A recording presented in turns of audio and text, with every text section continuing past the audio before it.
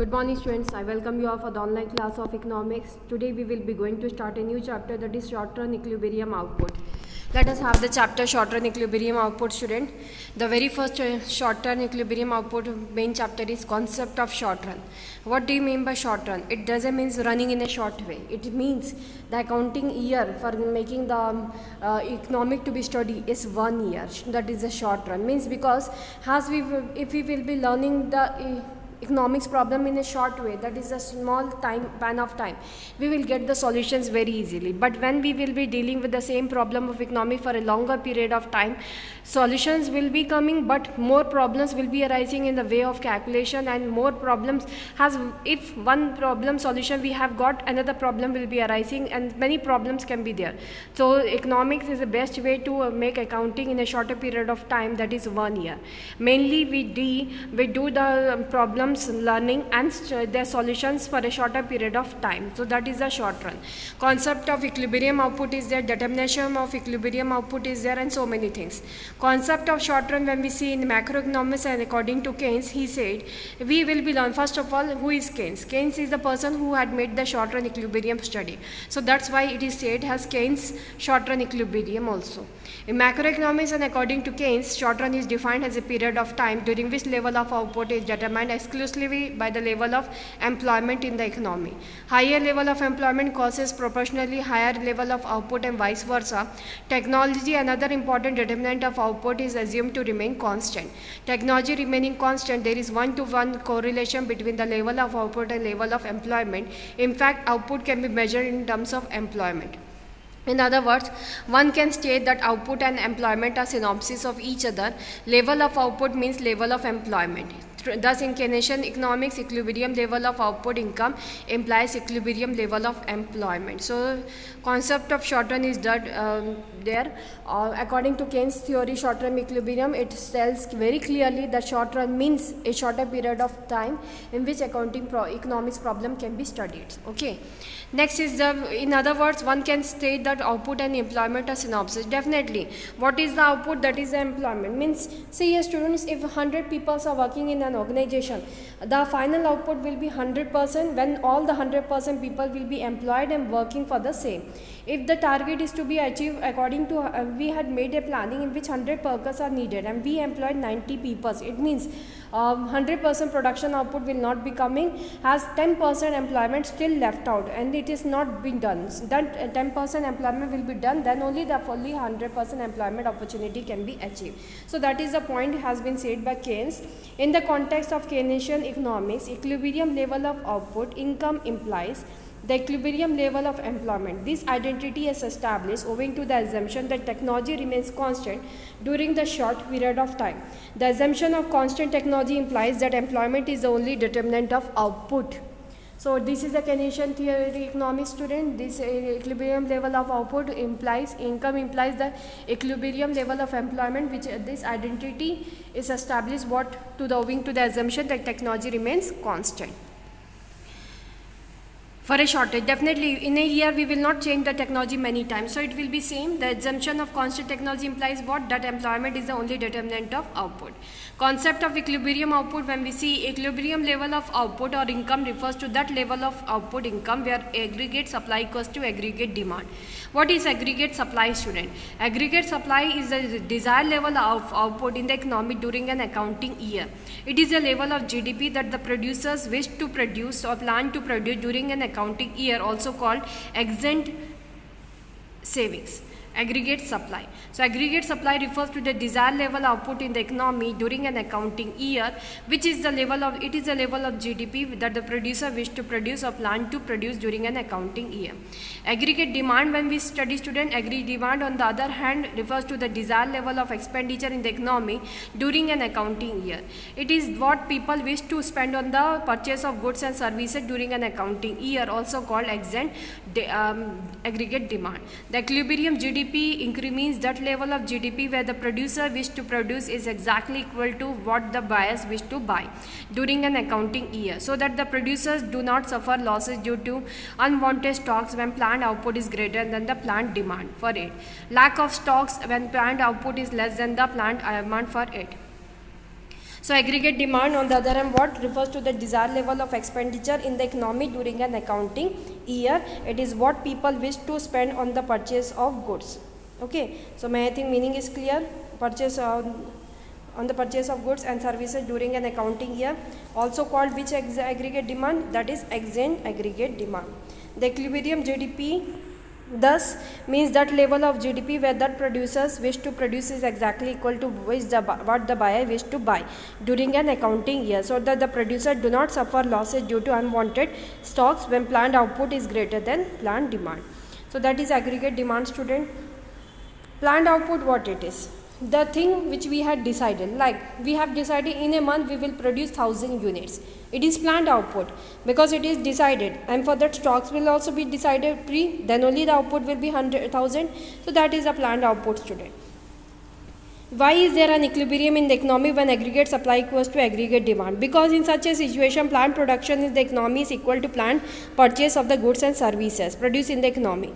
The producer do not suffer the burden of unwanted supplies or unsold stocks or loss of unfulfilled demand due to lack of stocks. When aggregate supply equals to aggregate demand, actual stocks with the producer equals to desired stocks with the producer. So that is the aggregate supply equals to aggregate demand. So there is an equilibrium in the economy when aggregate supply must be equals to aggregate demand. Definitely when supply will fulfill the demand and demand will not be more than the supply, it is a state of equilibrium. But it never arises because either the supply will be more or either the demand will be more. Never they will become the equal. Because there is a scarcity of resources which we must not forget, that there is a lack of scarcity of resources that must be fulfilled, then only aggregate supply will be equals to aggregate demand. So producer do not suffer what when because such a situation in equilibrium where the producer do not suffer the overstock burden of unwanted supplies, means supply will not be less, unsold stock will not be left, the unfulfilled demand will not be there due to lack of supply stocks, and actual stocks with the producers equals to desired stock with the producer. Okay. Next, there is another angle of looking at the equilibrium GDP, that is in a two-sector economy including household sector and producer sector. Aggregate supply refers to planned GDP or income, because income is either consume or save. We can write that aggregate supply equals to C plus S, consumption, planned consumption plus planned saving. In such an economy, aggregate demand equals to C plus I, that is the planned consumption plus planned investment. As already discussed in the previous chapter, that aggregate supply equals to C plus S and aggregate demand equals to C plus I. Accordingly, equilibrium GDP implies that C plus S equals to C plus I, that is S equals to I. Thus, equilibrium is reached either when aggregate demand equals to aggregate supply or when S equals to I.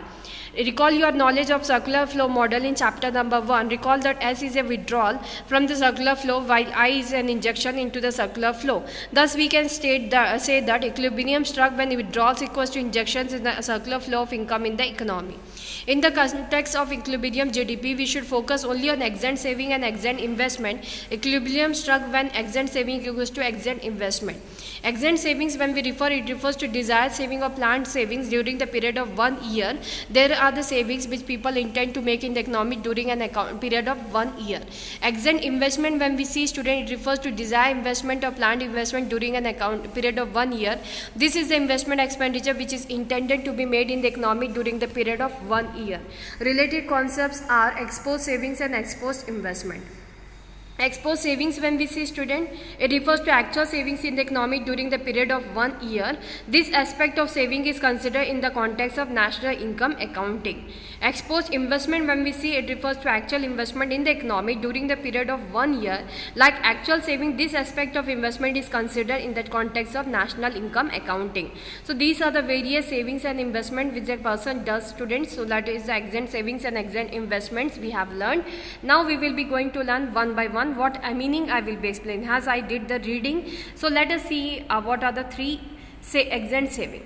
Extant saving, when we see student, it refers to desired saving. Desired means what we decided. Okay, it is the desired savings or planned saving during the period of 1 year. As for example, income of the person is 10,000, and in that he had fixed that 1,000 will be the desired saving or the savings which he will be doing every month. So this is the desired saving what they are doing, planned saving during the year. These are the savings which people intend to make in the economy during the year of 1 year. 1 month 1,000 has an example. Exit investment, when we say student, it refers to desired investment or planned investment during the period of 1 year. This is the investment expenditure which is intended to be made in the economy during the period of 1 year. Related concepts are export savings and export investment. Exit investment is that investment what said planned investment during the period of how many years? 1 year. And this is the investment expenditure which is intended to be made in the economy during the period of how many year? 1 year. Okay. As I said, like for example, we decided in the next year we will be doing some investment and it is fixed, gold investment or the land investment, and we have, so that is the desired investment when we are knowing we are having the money and next year we will be doing the investment in so on. So it is planned investment also.